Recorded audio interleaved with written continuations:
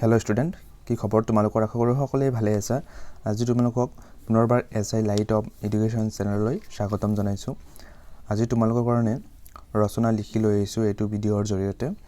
আৰু তোমালোকে বহুতে কৈ আছা ৰচনা লিখি দিব লাগে, আৰু কোনবিলাক ৰচনা লৈ আহিছোঁ তোমালোকে গম পাইছে। যিবিলাক মই ইম্পৰ্টেণ্ট দিছিলোঁ তোমালোকক, সেইবিলাক ৰচনা তোমালোকৰ মাজত লিখি লৈ আহিছোঁ। আৰু মই যিখিনি লিখি দিম, মানে লিখি দিছোঁ এইটো ভিডিঅ'ৰ জৰিয়তে, সেইখিনি তোমালোকে লিখি ল'বা। সৰু কৰি লিখি দিছোঁ আৰু তোমালোকৰ ফুল মাৰ্কছ পাবা এইখিনি লিখিলে, যদি ভালকৈ লিখিব পাৰা।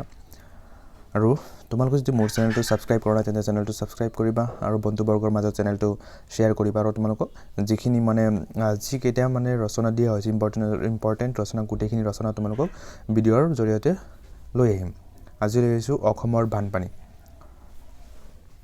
তোমালোকে স্ক্ৰীনশ্বট মাৰি কিনে তোমালোকে পিছত লিখি ল'বা, আৰু তোমালোকে প্ৰথমত চাবা কি মই কৈছোঁ সেইখিনি তোমালোকে মনে মনে চাই ল'বা। আগতে মই কি কৈছোঁ সেইবিলাক শুনি ল'বা। প্ৰথমত দিয়া আছে অসমৰ বানপানী, এনেকৈ হেডলাইনটো লিখি ল'বা। প্ৰথমত আৰম্ভণিটো লিখিবা,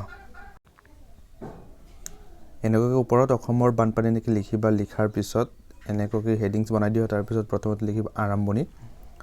লিখিবা বানপানীক অসমৰ এক প্ৰধান প্ৰাকৃতিক দুৰ্যোগ আৰু এক প্ৰধান সমস্যা বুলি ক'ব পাৰি।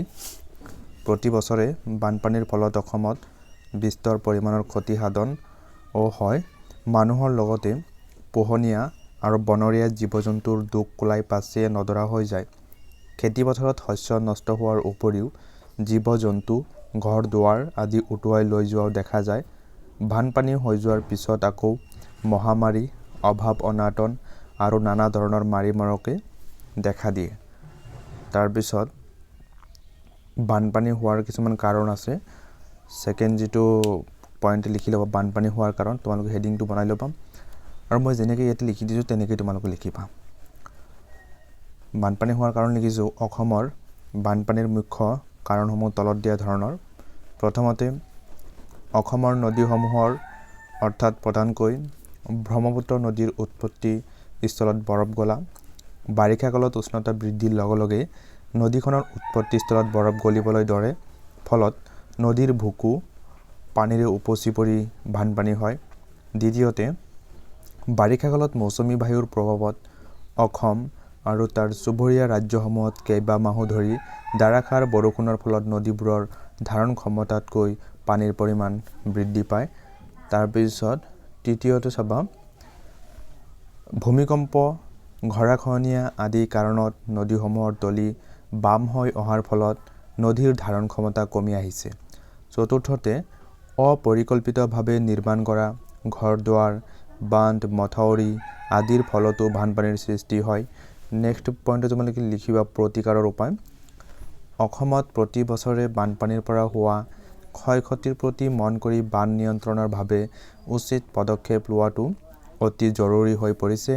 বৈজ্ঞানিক পদ্ধতিৰে নদীসমূহৰ গতি নিয়ন্ত্ৰণ, মথাউৰি নিৰ্মাণ, নদীৰ অতিৰিক্ত পানী উলিয়াই দিয়াৰ ব্যৱস্থা কৰা, নদীৰ ভূগৰ্ভ দ কৰা আদি পদক্ষেপ অতি শীঘ্ৰে চৰকাৰে লোৱা উচিত।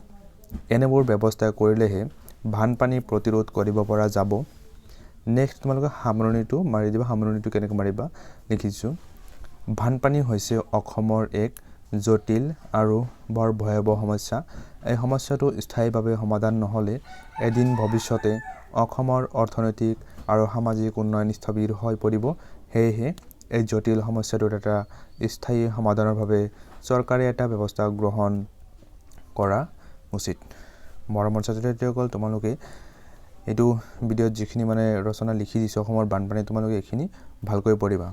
আৰু ৰচনাটো নিজৰ নিজৰ মতেও লিখিব পাৰিবা, কিন্তু মই যিখিনি তোমালোকে যিহেতু কৈ আছা ৰচনা লিখি দিব লাগে, আৰু মই যিখিনি ইয়াতে লিখিছোঁ এইখিনি যদি তোমালোকে পৰীক্ষাত যদি আহে এইখিনি যদি লিখিব পাৰা তোমালোকে ফুল মাৰ্কছ পাবা। এক মাৰ্কো কাটিব নোৱাৰে। আৰু তোমালোকক ইয়াৰ পিছত আৰু কেইটামান ৰচনা আছে, সেইকেইটাও তোমালোকৰ মাজলৈ লৈ আহিম এইকেইদিনৰ ভিতৰতে। আৰু তোমালোকে যদি মোৰ চেনেলটো এতিয়াও ছাবস্ক্ৰাইব কৰা নাই তেন্তে চেনেলটো ছাবস্ক্ৰাইব কৰি ল'বা, আৰু বন্ধুবৰ্গৰ মাজত চেনেলটো শ্বেয়াৰ কৰিবা। আৰু তোমালোকে ছাপোৰ্ট কৰিলেহে আমি আগবাঢ়ি যাব পাৰিম, আৰু তোমালোকৰ লগত সকলো সময়ত আমি থাকিব পাৰিম। Thank you light of education, thank you SI light of education. লাইট অফ এডুকেশ্যনটো আহি যায়, আগতে লাইট অফ এডুকেশ্যন আছিল, পিছত মই চেনেলটোৰ নাম চেঞ্জ কৰিছোঁ। Thank you SI light of education. Thank you ৱাচিং দ্য ভিডিঅ'।